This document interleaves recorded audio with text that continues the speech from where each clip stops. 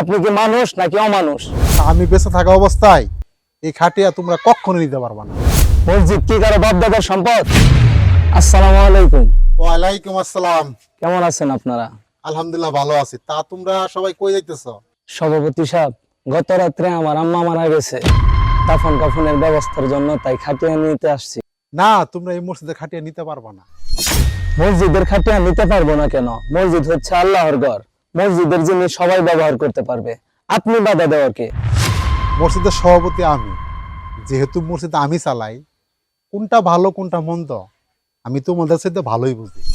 তাহলে কি আপনি খাটিয়া নিতে দিবেন না? না, তোমরা এই মসজিদে খাটিয়া নিতে পারবা না। সবচেয়ে বড় কথা হইতেছে আমি বেঁচে থাকা অবস্থায় এই খাটিয়া তোমরা কখনো নিতে পারবা না। তোমরা চলে যাও। মসজিদ কি কারো বাপ-দাদার সম্পদ? আপনি খাটিয়া নিতে দিবেন না, বাধা দিচ্ছেন? আপনি কি মানুষ নাকি অমানুষ? আপনি কি ভেবে চিন্তে বলছেন? আমার মা মারা গেছে। তোমার মা মারা গেছে, তাই তো কি হয়েছে? তোমার মা যে মারা গেছে, ফজর নামাজের পর ইমাম সাহেবকে দিয়ে আমি নিজেই এলান করাইছি। এলান করাইছেন, তাতে কি হয়েছে? আমরা মসজিদের খাটিয়া নিতে আইছি, নিয়ে যাবো, এক কথাই শেষ। না, তোমরা এই মসজিদের খাটিয়া কখনো নিতে পারবো না। তোমরা এখান থেকে চলে যাও। হুজুর ভাই, সভাপতি সাহেব, আপনাদের এখানে কি হয়েছে? কি নিয়ে এত তর্ক বিতর্ক করতেছেন আপনারা? আসলে কি হয়েছে ইমাম সাহেব, গত রাতে ফজল ভাই মামা মারা গেছে, সভাপতি সাহেব খাটিয়া নিতে দিবে না, বাধা দিতেছে। কি হয়েছে সভাপতি সাহেব? ফজুর ভাইয়ের আম্মা মারা গেছে, দাফন কাফন করবে, খাটিয়া নিয়ে যাবে, আপনি কেন নিতে দিতেছেন না? ইমাম সাহেব, মসজিদে খাটিয়া নেওয়ার জন্য বাধা দিতেছি কেন জানেন? আজ থেকে 2 বছর আগের ঘটনা। তাহলে শুনেন। আসসালামু আলাইকুম। ওয়ালাইকুম আসসালাম। তাই এত সকালবেলা কি মনে করে আমার বাড়িতে আসলেন? আসলে কি হয়েছে ফজর ভাই, এখন হচ্ছে বৃষ্টি বাদলার সময়, মসজিদের বারান্দায় পানি ঢুকে, আর আগের তুলনায় বর্তমানে অনেক মুসল্লিও বেশি হয়। বৃষ্টি বাদলার সময় মসজিদের ভিতরে পানি ঢুকে, আগের তুলনায় বর্তমানে মসজিদে অনেক মুসল্লিও বেশি হয়।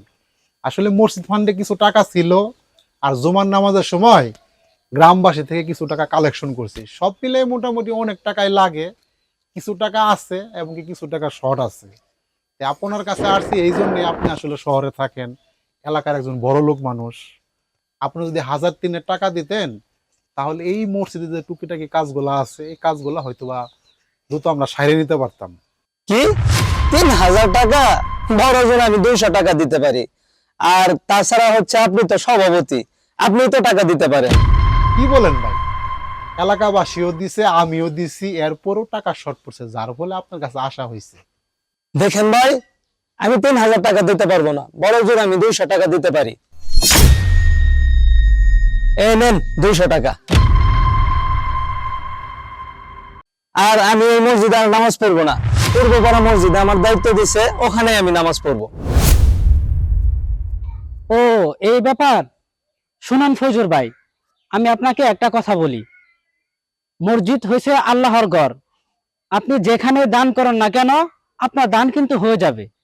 আপনি আগে নিজের এলাকার মহল্লা মসজিদে আগে দান করেন, পরে না হয় আপনি অন্য মসজিদে দান করলেন।